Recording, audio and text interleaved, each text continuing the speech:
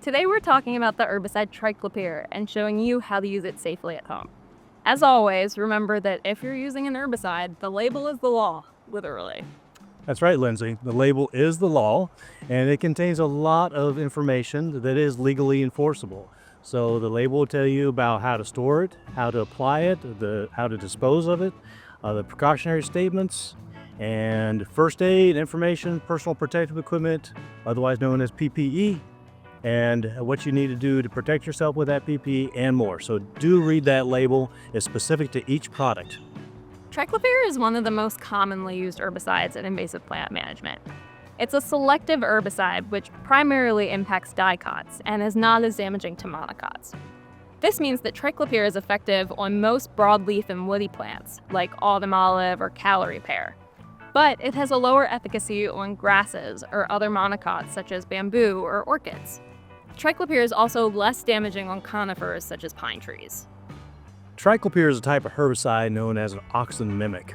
Auxin is a plant hormone that regulates growth. So Triclopyr works by causing uncontrolled plant growth and eventually death. Typical symptoms include curling, twisting the leaves, or stunting of the stems. And results of this application can typically be seen within a few weeks. Triclopyr shows minimal soil activity and degrades readily in the environment. It's also a product with relatively low toxicity to humans, though injury from Triclopyr exposure can still occur.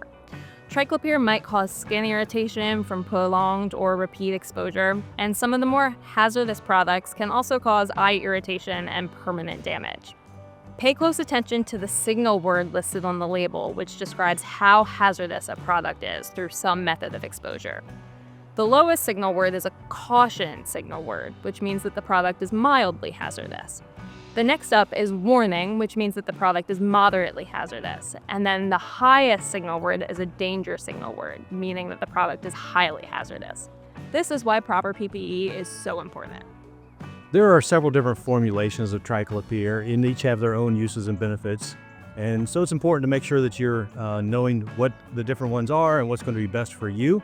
And we're going to refer to different types by their common brand names, some of their common brand names, but we're not endorsing any particular brand. Please know that. There are many different brands out there. The keywords to look for are Triclopyr and then the different formulations, which we're going to discuss next. First, let's talk about the Ester formulation, which is known by popular brand names such as Garlon 4, Triclopyr 4, Element 4, Pathfinder 2, and plenty of others. These are all oil-based products, and they're what you may want to use if you're completing basil bark, cut stump, or foliar applications. However, increasing air temperatures may result in volatilization or evaporation of this product, potentially leading to damage on non-target plants. So, a great product for fall through spring treatments, but not necessarily the best choice in the heat of the summer. This product carries the caution signal word. Next, let's talk about the Amine formulation. This formulation is known by various brand names such as Garlon 3A, Element 3A, or Triclopyr 3. This is a product that is most often used in foliar treatments, but it can also be used for cut stump or hack and squirt applications. The Amine formulation is not as volatile as the Ester formulation, which makes it better for hot day applications. And some brands are even labeled for use in aquatic situations. However, the Amine formula carries a danger signal word, which means that it's more dangerous to humans. In particular, contact with the eyes can result in permanent eye damage. Those two formulas were the main kinds of Triclopyr available for many years, but now there are two newer formulas. These are the Choline formula and the acid formula. The Choline formula of Triclopyr is known by the brand name Vaseline and can be used in foliar, cut stump, and hack and squirt situations, much like Triclopyr 3 or the Amine.